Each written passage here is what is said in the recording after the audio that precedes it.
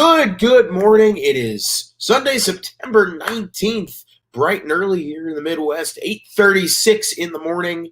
This is episode number 5, I believe, of uNIVERSITY here on uSTADIUM. This is a huge day for us. It's obviously week 2 of the NFL season, and right after I am done, the guys over at the Option are hitting us with pre-snap for all your fantasy football needs this morning. Make sure to tune into that. That starts at 11 Eastern Standard Time, 10 if you're over here in Missouri like myself. But yesterday, boy, do we have a lot to talk about.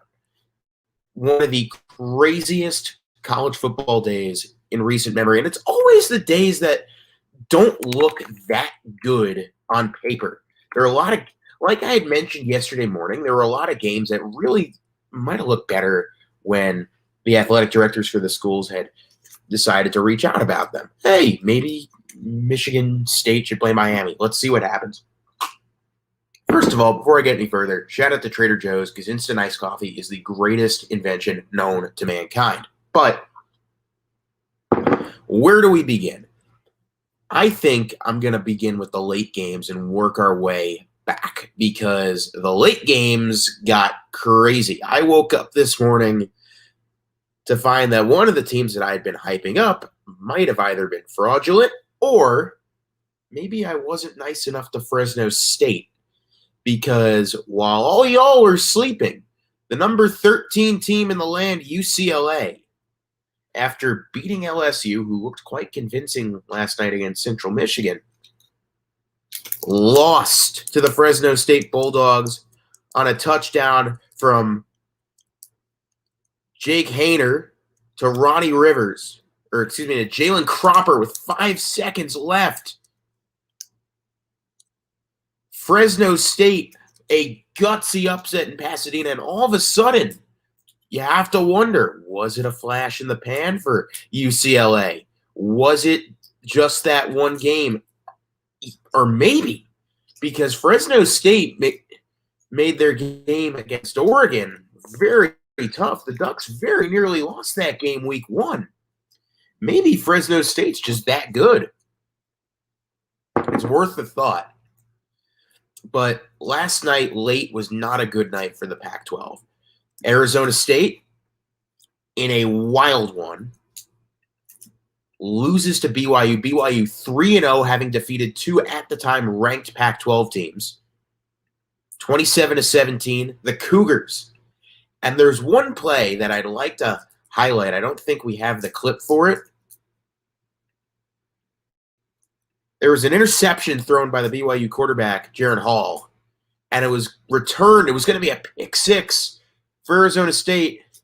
And Algiers, the running back from BYU, is coming down the sideline, punches it out. We don't have the clip, but just envision it in your head. Dude's running for the end zone. He's got nothing but green light in front of him, green grass. It's a house call. And out comes the running back coming up behind him. Peanut punches it out, ball's in the ground, and the quarterback that throws the pick, Hall, dives on it for the fumble. A double turnover play. And a real game changer would have put Arizona State in front. Instead, the Cougs 3-0, and they're probably going to wind up top 20, you would think.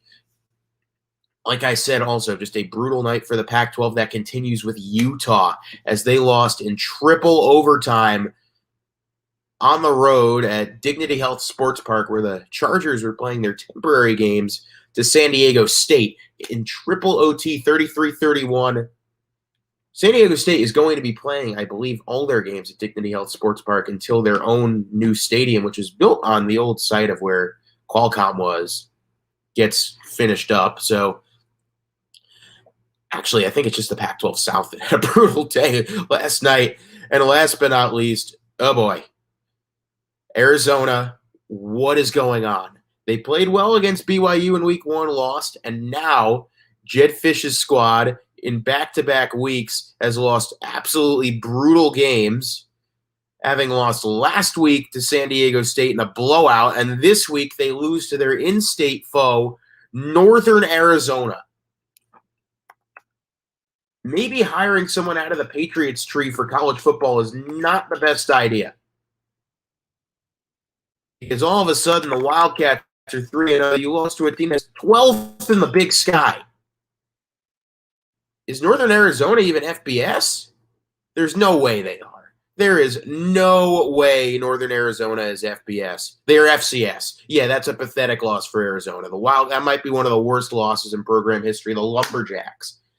See, when I think Lumberjacks, I think Stephen F. Austin. When I think Stephen F. Austin, I think basketball. So, yeah, no, an absolutely terrible loss for that program. I don't know what Jed Fish is doing. Sure, they have recruits coming in, but yeah, that was a hellish game last night. And yeah, I'd say it's time to panic in Tucson. Absolutely, I'd say it's time to panic. Continuing on further with everything else that happened last night. The premier game was the whiteout, Auburn, Penn State, and it certainly lived up to the hype. And this is where I get into what picks did I get right yesterday? I can pull those up real fast. I can tell you I had Penn State covering at 6.5. Penn State wins by 8. So, yes, the Nittany Lions, I said it was going to be their defense that takes over. They were going to make Bo Nix uncomfortable. That's exactly what happened. I still think Auburn is going to be good, maybe an 8-win team. Penn State last night, they said something to me. They said, we are in this to win it.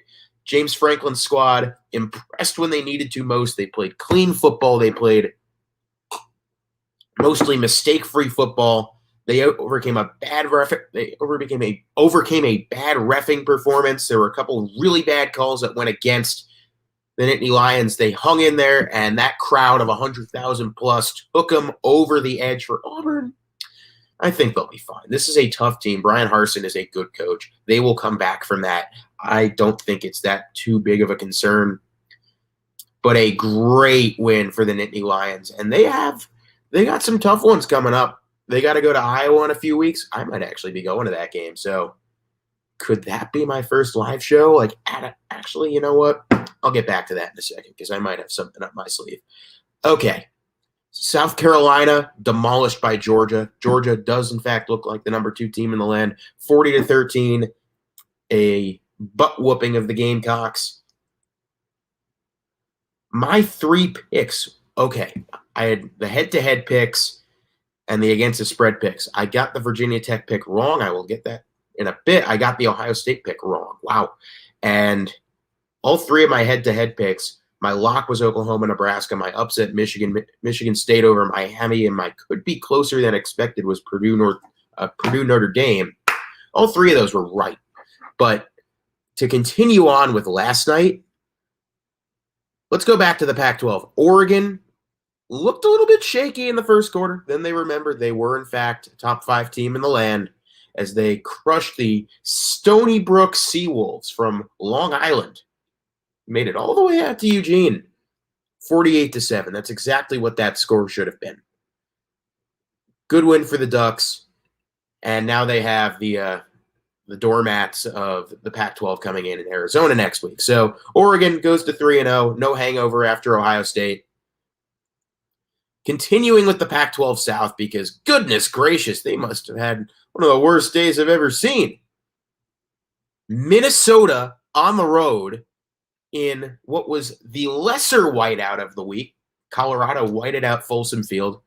The Golden Gophers shut out the Buffaloes 30-0 after Colorado came so close to knocking off Texas A&M. The Gophers just wiped the floor with them. Is it time to panic in Boulder? It might be. Now for some good news from the Pac-12 South. And the story was up in Pullman, Washington, Jackson Dart and Drake London as USC, after going down 14-0 to Washington State on the road in the rain, drops 45 unanswered. Jackson Dart, 30 for 46, 391 yards and 4 touchdowns. Drake London, who Nick compared him to Mike Evans. I see it. 13 receptions, 170 yards, 2 touchdowns. USC, a week after firing Clay Helton, they look the part, and I think Jackson Dart should absolutely be starting over Keaton Slovis. I don't understand why Keaton Slovis was even getting first-round consideration. I don't think he's that good. keeping up with the rest of that conference. California, 42-30 over Sacramento State. Washington recovers from 2 bad losses, a 52-3 win over Arkansas State. Stanford over Vandy, 41-23. I did say that Stanford was going to win that game, and they did. So the battle of the smartest schools in their respective conferences goes to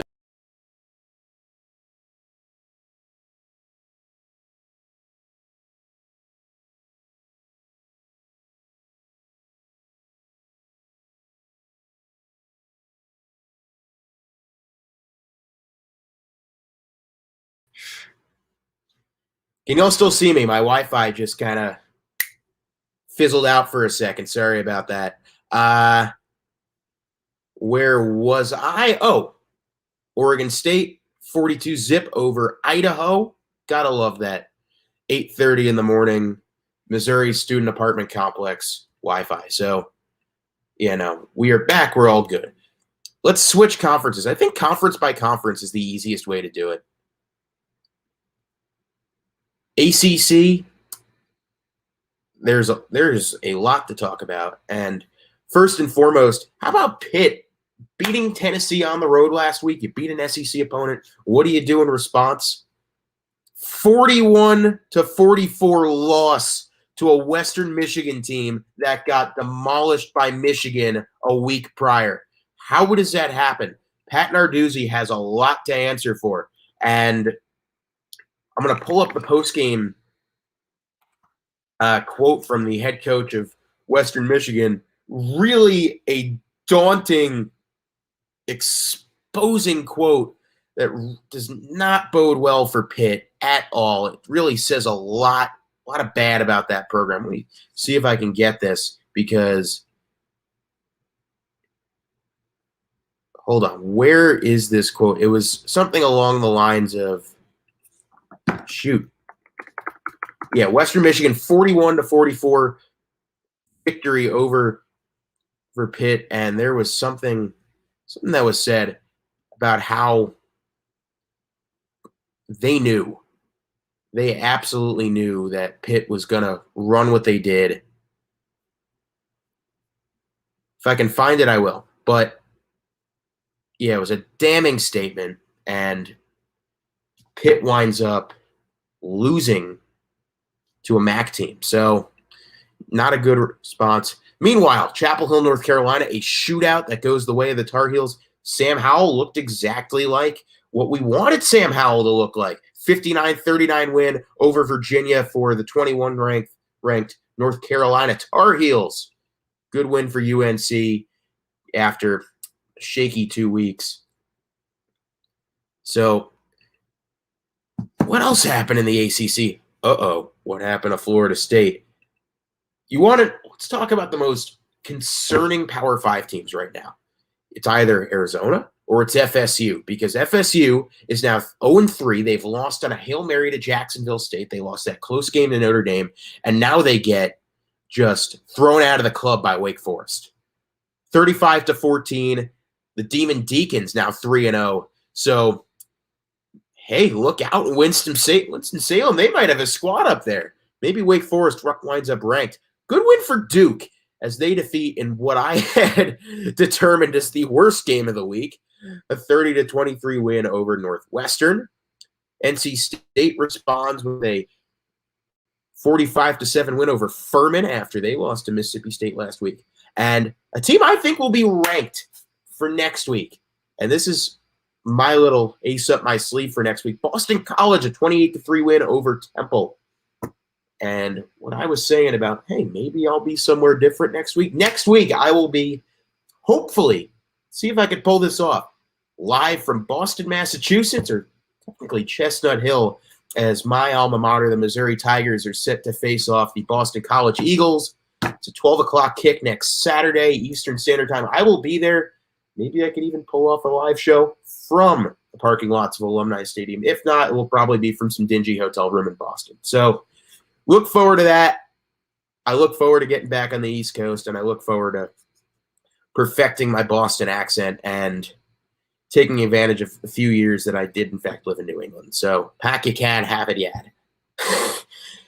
What did I say about Michigan State? They were coming into a game as an underdog that they shouldn't have been coming into a game as an underdog. It was easy money. It was free money, basically, and they destroyed Miami 38-17. Is Sparty back? Has Mel Tucker really invigorated this squad?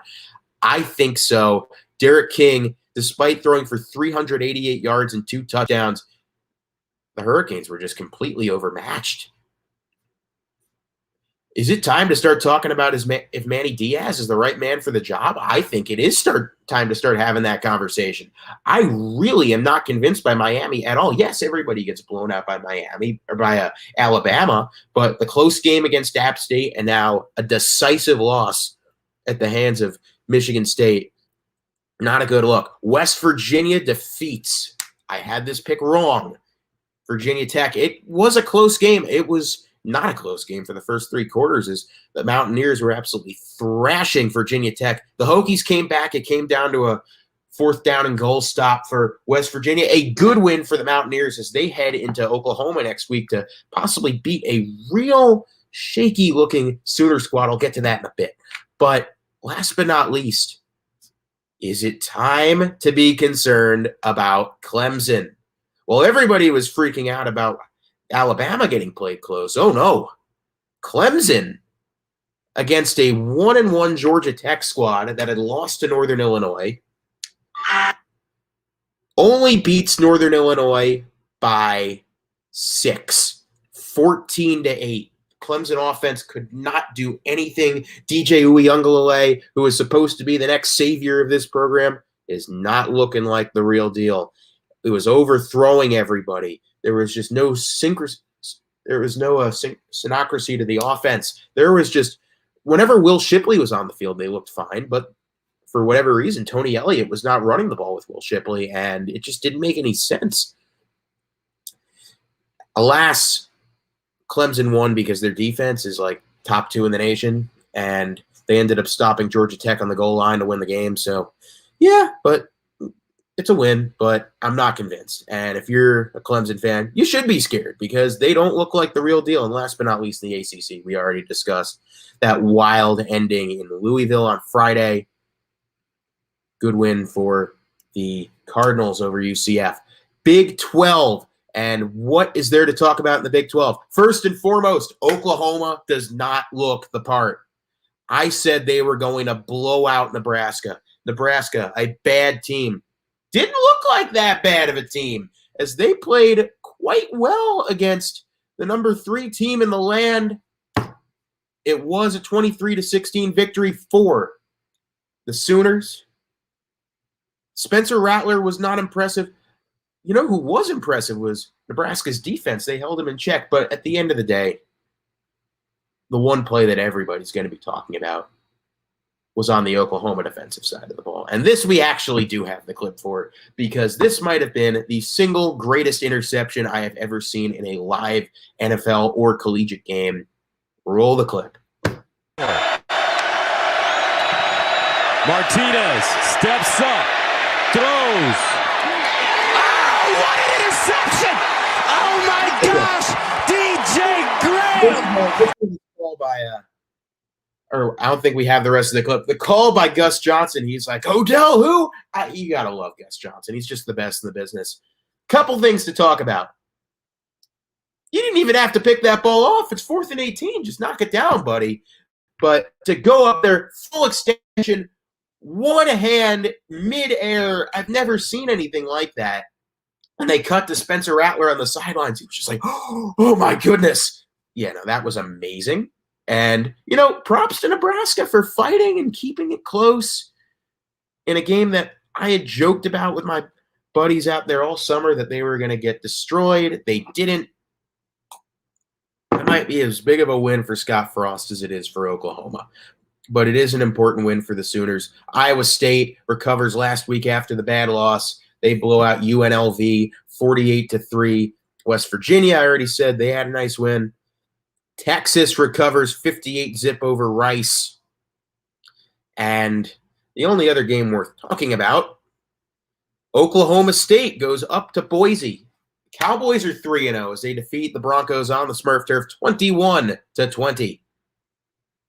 Overall, an unremarkable day for the Big 12. The Big Ten.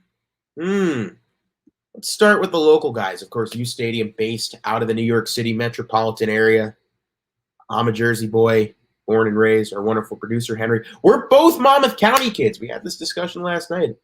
So it is a small world, and about 30 minutes from Monmouth County, Piscataway, New Jersey. How about Rutgers? 3-0 for the first time since 2012. They take down Delaware 45-13. Those Scarlet Knights, you gotta love them.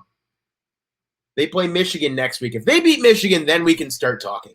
But Rutgers is so easy to root for. It's just, when they are good, they become instantly captivating. And I don't remember what it's like for Rutgers to be good. They were last good in like 07, 08 when they were number 2 in the nation at one point. I did say Purdue would keep it close against Notre Dame, but eventually they were no match for Kyron Williams and the Fighting Irish, and Notre Dame pulled away late 27-13. So I think it might be a bit of a running joke here. I'm going to pick the Irish to get upset every week for the rest of the year because they are not looking convincing to me at all. And they got a toughie next week in Chicago, neutral site against Wisconsin. Wisconsin did not play this weekend. So Wisconsin does stay ranked. It's ranked on ranked. That's the noon game, the big noon kick. College game day will be there in Chicago. So that could be a lot of fun. I already talked about Minnesota. Michigan, 63-10 over Northern Illinois. Michigan is looking convincing. Michigan is looking very convincing. I also don't think they've played a good team, but I don't know where the Rutgers game is. Is that Rutgers game in Piscataway or is it in Ann Arbor? Because if it's in Piscataway, that could be unexpectedly very exciting.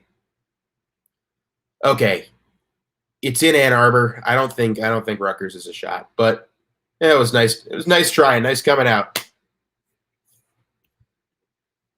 Yeah, Cincinnati defeats Indiana 38-24. The Bearcats not convincing whatsoever. I think you're going to notice that's a bit of a trend this week. Nobody other than Georgia convinced me. Alabama did not convince me. I'll get to that in a bit. Oklahoma did not convince me. Notre Dame did not convince me. Clemson did not convince me.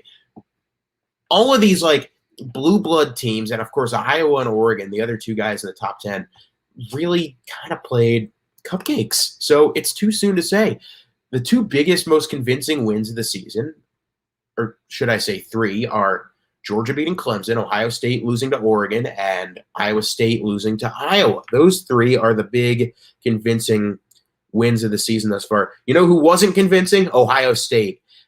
I said they were going to come out pissed off after they were defeated by Oregon last week. Instead, Tulsa gave them a fight for 3.5 quarters before the Buckeyes eventually pulled away.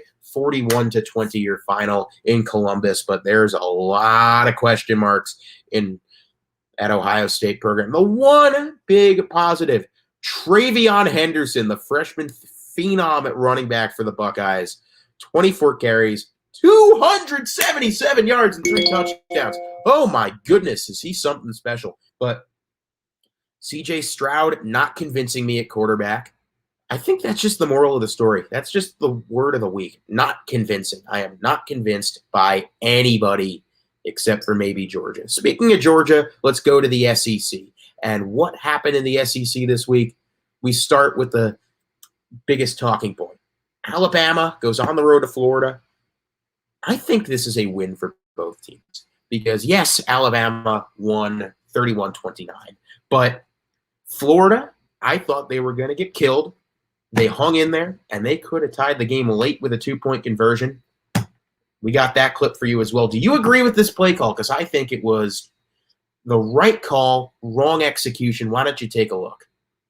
Malik Davis says Emory Jones wants the call for 3. Here's a problem. Everybody get rid of the football. They ride it, they push it. Stop Davis the wall. didn't get there. Down around the clock out.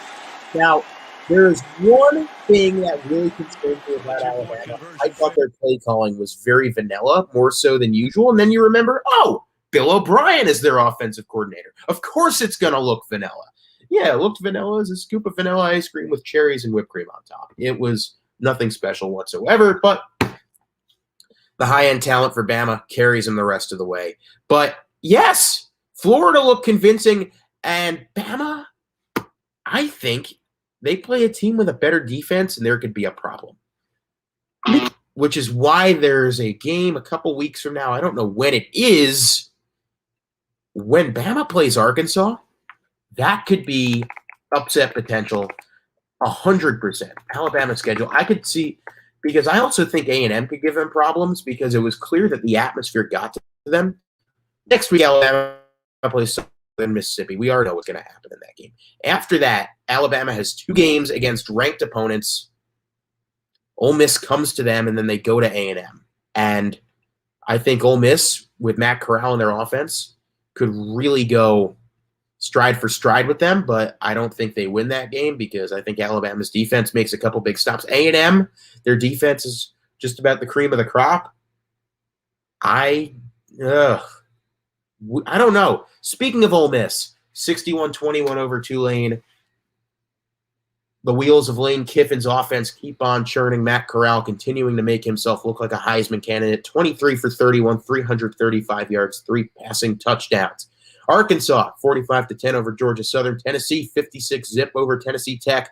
LSU, 49-21 over Central Michigan. And then possibly one of the biggest stories of the weekend. How badly did Mississippi State get screwed on the road against Memphis? They lose 31-29. There's a lot that happens on this play because it was the clear turning point of the game. Let's break it down because there is so much that happens. Could it be the worst punt coverage I've ever seen? Well, watch this. Punt swings them down inside the 10. Sure, lots of. So watch that ref right there. The ref at the goal line. He signals to blow it dead. It's never blown dead. Mississippi State never. I guess they never were able to down the ball, and then Memphis takes it back the other way for a touchdown. It should have been blown dead. It wasn't. The SEC refs flat out came out and said we should have blown that play dead. To make matters worse, there were 2 guys on the field for Memphis that were wearing number 4. So that should have been a penalty on Memphis too. That's not called. I don't know how that's not blown dead. Mississippi State up in arms completely. They have every right to be. I don't know how Mike Leach wasn't thrown out of the Liberty Bowl yesterday. But college football is just a weird, wacky, and wild sport, isn't it? Like, it should be blown dead right. Wait, right there. How is that not blown dead? He downs it. He downs it right there. And look at the ref right there. He blows his whistle. I don't know why they continue to let the play go, but they did. And, props to Foreign Blue. He continues to play along with it. That's heads up and then some, but, jeez. Don't know what happened. I couldn't tell you what happened at all. I don't know what goes through the minds of a refereeing crew when you let that play out. My alma mater, Mizzou, 59-28 over Southeastern Missouri State, or SEMO as we like to call them out here, SEMO, the Red Hawks. Okay, A&M, 34-zip over New Mexico, and then the Auburn game, which we already discussed. Nothing really of note there. Now, once you get into independence and non-Power 5, this gets fun. How about American Athletic Conference versus the Sun Belt? SMU on the road at Louisiana Tech. And what's the first rule of playing a Hail Mary? You bat the ball down. I guess SMU and Skip Holtz's squad never learned that because what do? Roll the clip. You bat it up, not down. They batted it up. You're going to watch here. Mordecai, he's a heck of a QB for SMU. They put it up in the air, and there's nobody home but 21 in white. Reggie Robertson for the touchdown. SMU wins at the gun because a whole bunch of Louisiana Tech players decided to pat it up in the air with the hopes of it being picked. How do you let that happen? Louisiana Tech has lost 2 brutal games in short order as they lost to Mississippi State after blowing a 17-point lead, and now that at home? Good Lord. Not a good stretch for Louisiana Tech. So my biggest winners and losers for this week. Georgia, because they didn't fall flat on their faces like a bunch of other top teams? Yes. Big winner. Big winner as well. Fresno State convincing over UCLA. Biggest winner as well. Penn State did the job at home, reinvigorated the fan base, won their whiteout game. That's big. Biggest losers of the week. Actually, you know what? One more big winner. They hung with Alabama, punch for punch. And, of course, when a game like that happens, you walk out thinking, is Bama that good? Or is Bama that bad and beatable, or is Florida that good? I think Florida really is that good of a team, and it speaks to how Dan Mullen has recovered from losing Kyle Pitts and Kadarius Toney and Kyle Trask. So, yes, my big losers for the week. Miami for going from 14th in the country to probably unranked. Yikes. UCLA getting too fat and happy after that bye week after beating LSU. Clemson, does their offense just not exist? And the Pac-12 South as a whole, because you know what? I'll single them out. The state of Arizona, biggest loser of the week. ASU did not play a great game, and then you don't lose to Northern Arizona. So my biggest losers of the week, UCLA. Yeah, you know what? Just the whole Pac-12 South, except for USC. The entire Pac-12 South, yeah, you know, you can just sit in the corner. I don't want to talk about you. I don't want to give you any sort of faint praise because that entire division is a walking clown show. So, yeah, Pac-12 South does not impress me. Heisman watch, looking forward. I think Matt Corral is establishing a name for himself in that regard. He looks so good, and every time I watch him, he just does a couple things per game that make you think, how did he do that? Spencer Rattler right now, I think he's still going to show up. I think Bryce Young still shows up. Matt Corral, I'm very bullish on him. I'll keep him up there. Are there any other names for that Heisman watch that I'm really just like, yeah, no, definitely him. I still think it's Corral, Rattler, and Young for the time being. A lot can change. Sam Howell's not going to be up there anymore, even though he did have a good game, so I wouldn't put it past him. But biggest coaching wins of the week. Dan Mullen for hanging with Alabama.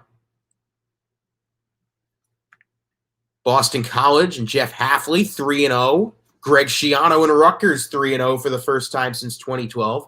Mike Loxley and Maryland, 3-0.